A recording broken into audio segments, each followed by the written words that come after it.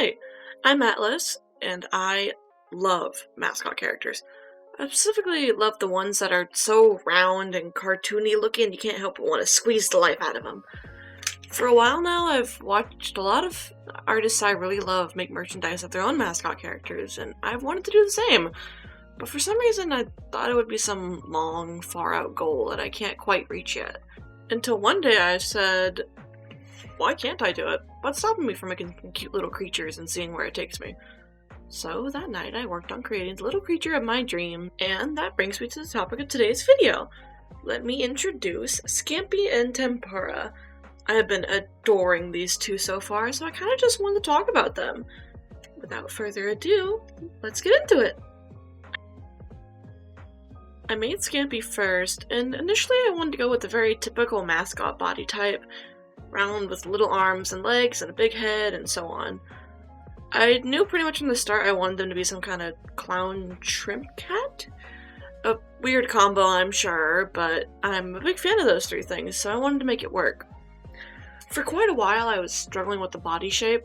I think I was trying too hard to lean into funny little mascot body type, and it was throwing off the whole design.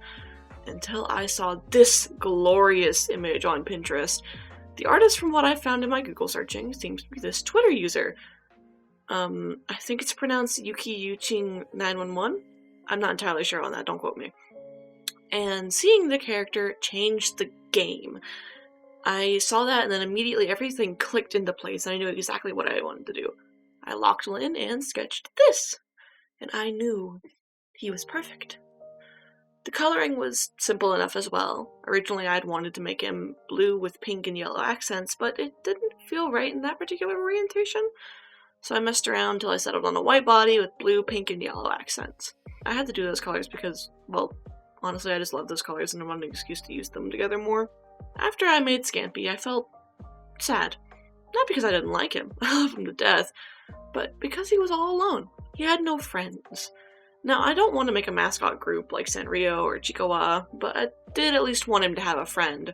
Someone to be their other half. Because while I do love myself a quiet and shy character, nothing makes me love them more than when they have an outgoing and happy-go-lucky friend. So, the next morning I made Tempura. Luckily with Tempura, I'd already had some ideas. I knew I wanted a dog with a fried shrimp tail and the somewhat matching design to Scampi's. What I didn't know was what kind of dog I wanted to make him. Originally my brain went to Golden Retriever, but that felt too basic. It's such a commonly known breed, and it was the most obvious answer. So I asked my girlfriend, who knows a lot more about dog breeds than I do, if she knew of a less common, but still friendly and outgoing breed I could use for Tempura. And she said Catahoula leopard dogs. I looked them up and, well, would you look at that, they're perfect. So I started sketching. Initially, I had tried to mess around with the body type for this one as well, like I had Scampi, but I quickly realized that Tempura would look his best being a round little bean with stubby legs like Scampi. I also had the idea to give him sun motifs to match Scampi's star motifs. Sure, the sun is a star, but that just goes to show they're two sides of the same coin. I also used blue accents to match Scampi for most of his design process, but then decided it looked a little off and went with orange instead. Overall, Tempura's design caused me a lot less of a headache than Scampi's. Once I'd created them, I kinda knew I wanted them to be more than just mascots. I wanted them to have a bit of lore, and luckily for them, I already had another shrimp-themed character who just needed some friends. So in comes Shrimpless. The name is still in the works, so I just haven't thought of a new one yet. Shrimpless was originally meant to be a VTuber design for myself, but as you can tell by the fact that I am not shrimp, it didn't end that way. I had a couple things going for them lore-wise and decided to just edit those things to accommodate my new babies. Shrimpless was meant to be a sort of magical girl that's not great at their job, so I thought that Scampi and Tempura could be her magical companions, little friends that help introduce her to a new job, learn the confusing ropes, and guide her along the way. Except they're of the mental age of kindergartners, so they don't understand the situation they're in either. They just know that these villains keep appearing in the underwater city Shrimpus lives in and trying to rewrite the ending to it. They don't know what they're rewriting it to, they just know that you're not supposed to rewrite it, so the villains must be stopped. But as time goes on and more tragic events keep happening in Shrimpus' life, she starts to wonder if maybe the bad guys aren't so bad after all, and maybe they're not the ones who need to be fighting.